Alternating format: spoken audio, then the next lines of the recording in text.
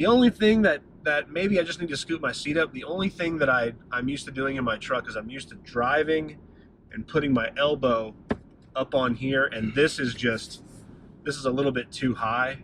First world problems. First.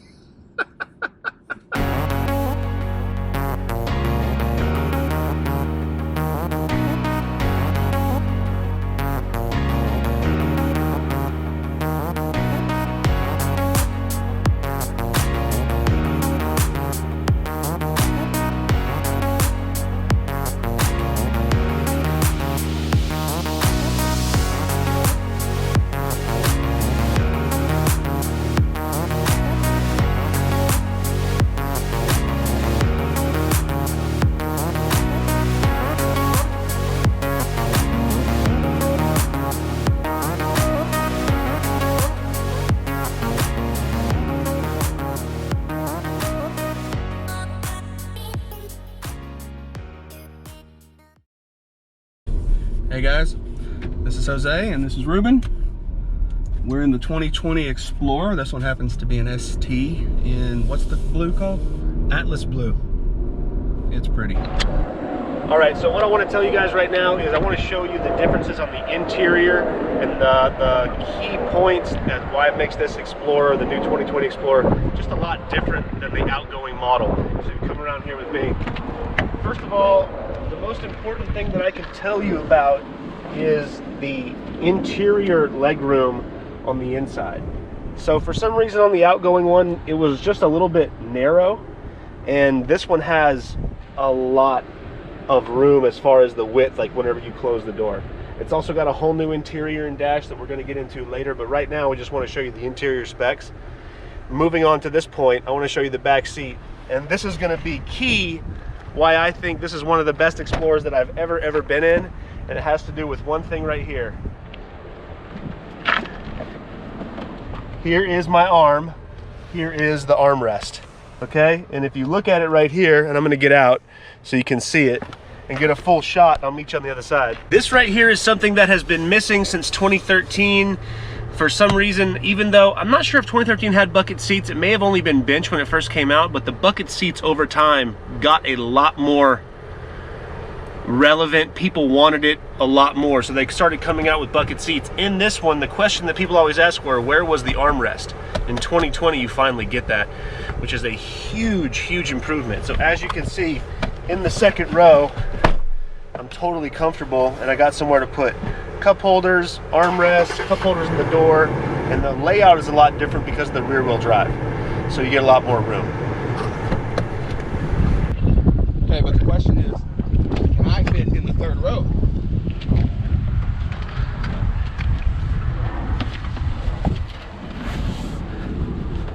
Wow. How you feeling back there? Big boy like me fits. And the seat's all the way back. Wow. It's all the way back? Yeah. What about the headroom? Wow. Oh, the headroom's amazing. Wow. I didn't even... So I like it. Now how do you get out? Just push that little button.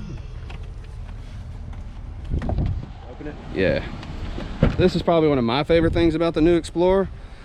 I hated the third row and the way it folded. Now they finally fold like a normal SUV should. Instead of that flip and then flip back, they just roll forward, and you still have, oh look at that, it says Explorer. That's you cool. still have your little storage spot. How do you raise both of them Just up? hit the middle button again. That's it. So even with 1, 2, 3, 4, 5, 6 people in here, you still get a plenty good amount of room. I mean, obviously you're going to get more when the third row's down, but right. And most people honestly leave the third row down anyway. Right. My mom did in her Explorer. Right. So. And then you just push the button. All the trim level of Explorer, and it's the different driving modes. So as you can see, you can roll through. You've got trail, start in the beginning, deep snow, sand, trail, slippery, normal, eco, sport, and tow haul. And then these are all the varying screens that show when it finally does pop up, you have a different configuration, which is pretty cool. I think tow haul is probably my favorite. I wish it was on all of them, but But then when you go from tow haul and you go over to sport, this one looks really cool too. It's got a very sport themed kind of feel. And this is the LCD display. This is not going to be common on every single Explorer, only the upper level ones, ST, Platinum, certain levels of Limited, but they also have the analog gauges too, which honestly I really like the analog gauges just as much as this, but this one does have kind of some cool features. Eco, go to normal. I like normal. It's kind of one of the more plain ones, but it still has a good look to it. And then if you keep going, you go to slippery, which all the graphics are pretty cool. I mean, Ford did a good job when they came to entertainment value, but that's when you're driving down the road. Trail, because this is 4-wheel drive. Even the 2-wheel drives have trail, so it looks pretty cool, but you have all your digital display right there and all your information. And then last but not least is you have the deep snow and sand. And there's all your digital displays. So this is brand new for 2020. This is the first time that they've put this digital LCD display in the Explorer. I love it, along with the steering wheel too. Steering wheel looks great. It's got a lot of these soft touch materials, and it's very sport oriented. So if you notice, it has the flat bottom seat. It has all the safety features that you could want, and just the dash overall is a lot different. The layout is fantastic. You have all the flat parts, push button start, you've got your air conditioning vents here. This is your upgraded 12-inch vertical screen that only comes in the upgraded versions. Once again, high level limiteds, platinums, and STs. All the buttons are nice though. You actually get buttons that you can push. This one's an ST, so it has this kind of sport, kind of carbon fiber-esque kind of look to it. But you have all these hard metal materials too right here, and then has the B&O sound system. So everything has just been reworked, including all the leg room, which with the doors closed, you can kind of really see exactly how much room you have. And then of course, now this may be a little bit different for some of you that have been in Explorers for a while, but it does have the rotary knob, which is becoming more common in Ford vehicles. Not the trucks, but SUVs and cars. It's pretty much gone to this. This is where you do all your selectable driving modes: auto, stop, start, traction control, hill descent, and then your parking out and parking assist, whether it's parallel park. There's about 5 different levels of this system now, so this has actually been upgraded quite a bit. And then last but certainly not least, it goes up to this 12-inch LCD display. The biggest thing that I want to let everybody know is that it's quite a bit different, because it used to be where all the settings were in your display that was here. This is how you got to your adaptive cruise control, your lane keep assist, all of that stuff in the older model came right here. Now it's all right here. So if you go to settings and you go to driver assistance, this is probably the coolest part. So if you look right here, not only does it tell you that it has cruise control, but if you click on the eye right here, it gives you, oh, maybe not that one, it's the adaptive. Here we go. So lane keeping system right here. If you hit the eye, it gives you a cool video and lets you know lane keeping system, configure lane keeping alerts and settings to your preferences. It lets you know kind of what it does with a really cool video. And then if you back out of there was another one I thought. Lane keeping mode intensity. And if you do pre-collision, I think that one.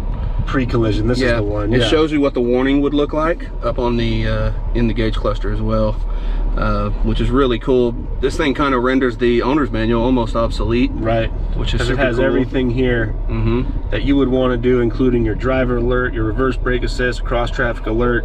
I mean, it even has the trailer blind spot in this one, and you can turn your blind spot information on and off. I mean, it's pretty. Everything is right here for you to use, and it's all touchable. This is the latest version of Sync as well, so it's something to be said. I mean, they took a lot of time and effort to really kind of make everything, and not only that, but you have a lot of storage space in here. That thing is huge. I mean, this thing is big. And one thing I do want to mention to all you guys at home that have a little bit of, you know, bigger phones, this is a 7 Plus. It's the biggest phone I believe that they made, especially with the case on it. It fits perfectly right in there. It's even got a little depth control thing where you can plug in your phone, Apple CarPlay, Android Auto, and it just fits down in there nice and perfectly. Nothing's getting squashed, nothing's getting, I mean, it really is nice. And then the cup holders are here, pretty basic. This is your wireless charging pad. I hope you guys can see that in the shot. If you raise this up, this does have, I mean, I don't know what, my wife is gonna love that, but I don't know what I would do with it. Honestly, that's a lot of napkins. That's a lot of storage space. So when we tell you that this thing has been redone from the ground up, it's been redone from the ground up. And what I also like is I love this steering wheel. I had a beef with the steering wheel in Explorer, Flex, and Taurus forever. And they finally, this is probably the nicest steering wheel they make. It's real nice. And this is the big step for Ford. This is just night and day. You know, ever since 2013, that's when the previous body style came out, and until 2019, it's been the same chassis and the same body. It's been some upgrades every single year, as you would expect from a car company, but 7 years to keep the vehicle around as long as they have. Ford was definitely, and is still, selling a lot of the older body styles. This is the brand new iteration, the brand new variant 2020. Some of the big features that we want to go over with you is it is now a totally different platform, including rear wheel drive. That is huge. Honestly, when I saw the Aviator, that was when I just started saying, I hope they finally do the Explorer right and give it rear wheel drive again. What the rear wheel drive does do, besides making it a lot more sporty, it also makes it a lot more roomier on the inside, including the rear third row. So all of those things put together, you've got a much more spacious interior, and I like the interior a lot better than the outgoing model. That was a big complaint for me with the outgoing Explorers, and my mom had one. You sold her Limited. Yeah, you know, that was a nice. It was those cars are fantastic. Don't get us wrong. They were nice. We really like those vehicles, but it's not for me. It's amazing. I will say this. I don't know if you feel the same way, but I feel like, and I haven't felt this way about the Explorer, but I could have this car and be totally fine. And that's coming from a guy that likes trucks and sports cars and more manly type stuff. I mean, not that the outgoing Explorer wasn't manly, but I mean, it wasn't manly. So I got to tell you, we just went around a curve doing 45, 50 miles an hour. It did not, there's almost no body roll. And if you drove an older model Explorer, or if you've driven, I mean, I'm not just talking about the older model Explorer, if you've driven any newer unibody SUV family car that can seat 6 or more, you know it's kind of wallowy. You know, when you hit the brakes, you know, when you turn a corner hard, it kind of is doing this. This thing is, it's solid. Even if you bought the regular Explorer, whether you bought an XLT, a Limited that has the 2.3 single turbo inline 4, that motor is fantastic as well. So you don't have to get this variant to get the experience out of this vehicle, because even the regular ones like the XLT and the Limited, they're fantastic on the inside too. We just picked this one because we like a little more power. Exactly.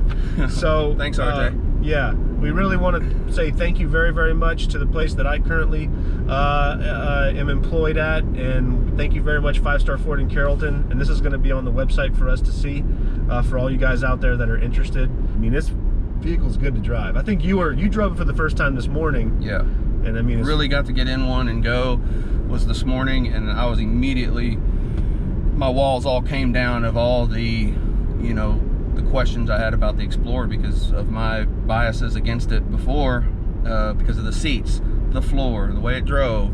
It felt like my knees were touching the dash. It felt narrow. Yeah. And it was, I think that's why I'm saying that guys I think guys and girls will love this vehicle. Don't get me wrong, but I think it's more attainable for someone that wants kind of a more sporty SUV type of deal. And this does just have a lot more interior room for guys that aren't pencil thin like we are. So this new 3-liter confused me at first because I almost thought it was a whole new EcoBoost.